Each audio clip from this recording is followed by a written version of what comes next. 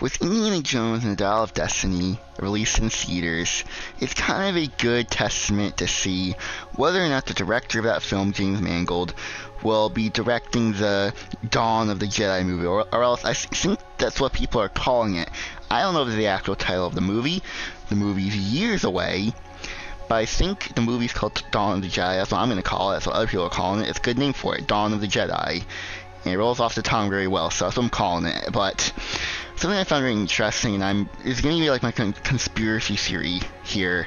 What if, James Mangold, what if that movie is either going to come out, be made, or it's not going to be made, depending on the success of Dial of Destiny, the Indiana Jones film? Because he directed that first, before Dawn of the Jedi. It doesn't seem coincidental that he's directing a Lucasfilm project, which is Dial of Destiny, and years later he's going to direct another Lucasfilm property, the Dawn of the Jedi film. What if this, Dial of Destiny is a test to see if he is worthy enough to make the Dawn of the Jedi movie, or to see if his director specialties would work for Lucasfilm with the collaboration effort, because a lot goes on behind the scenes, I don't know if that's the case, but I think it would be interesting if Dawn of the Jedi gets canceled or suspended, because they did announce this movie, I made a video on it, a couple months ago, I think, a month or so ago. But that doesn't mean that the film's going to come out. I only believe this film comes out once critics actually review the film and talk about it.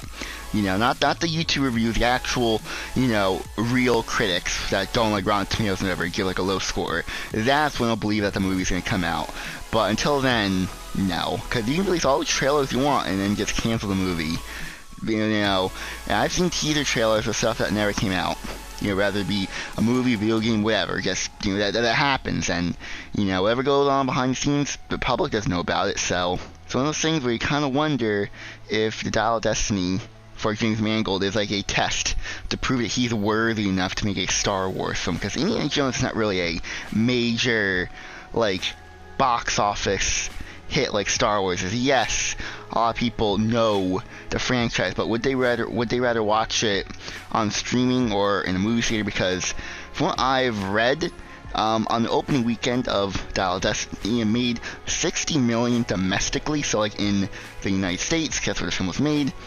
And then 70 million for the rest of the world. So that's, I believe, quick math, $130-ish million. And the film is rumored to have costed $300 million, $275 million to $300 million.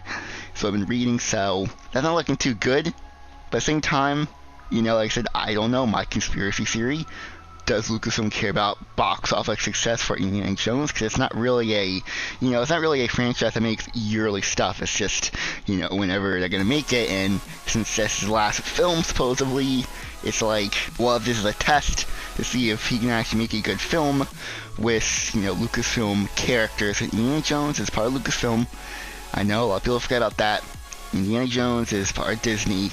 So I wonder if James Mangold proved himself to make a Dawn of the Jedi film, and that's why they announced he was going to direct a film, Star Wars film during Star Wars Celebration.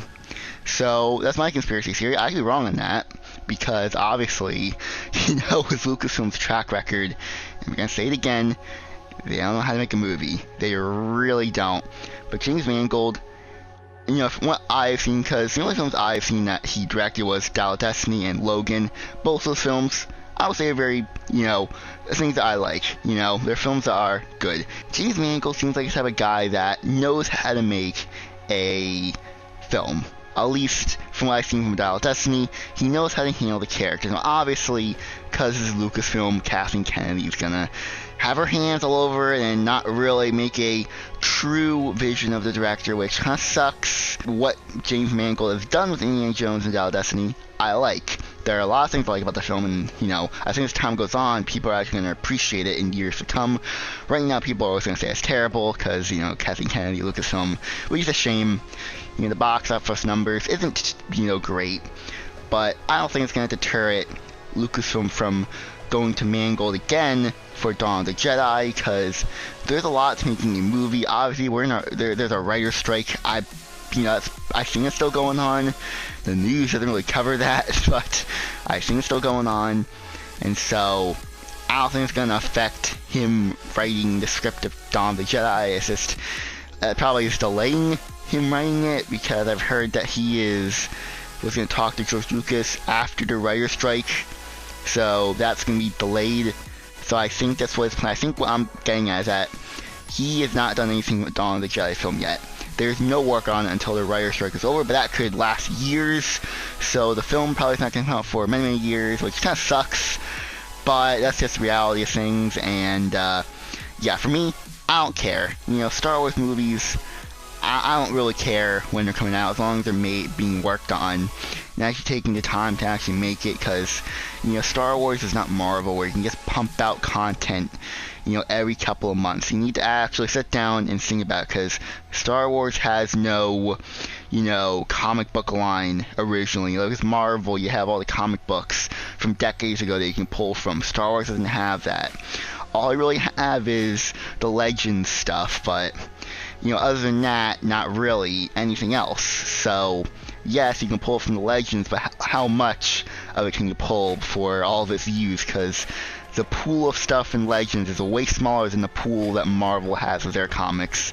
And, I think it would be interesting for James Mangold to make a film about the Dawn of the Jedi, because he did say it was going to be about it's going to be like a biblical tale. And I think that'd be really interesting to see in Star Wars, because Star Wars is a vessel for telling stories, like parodies. You ever watch the Clone Wars anime show?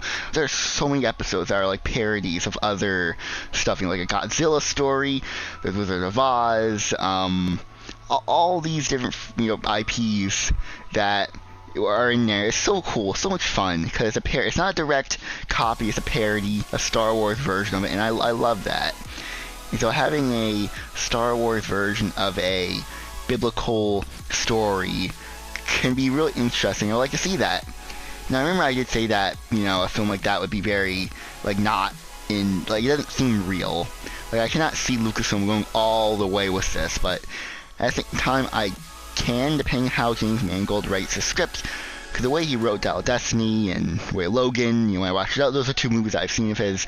Both those movies are grounded with all the, CGI and, fantasy stuff. I'm calling it fantasy stuff because, the big blockbuster, sci-fi stuff that are in Hollywood movies nowadays with, a Dawn of the Jedi film. I could see the film being grounded, in that same similar way. So that's what I'm saying. After watching Dial of Destiny, I can see James Mangold making Dawn of the Jedi. I can actually see him making it somewhat similar to the rest of the films he makes. I've heard the rest of his films follow the same type of tropes when it comes to the main character and the side character, butting heads at first, but as time goes on, coming together.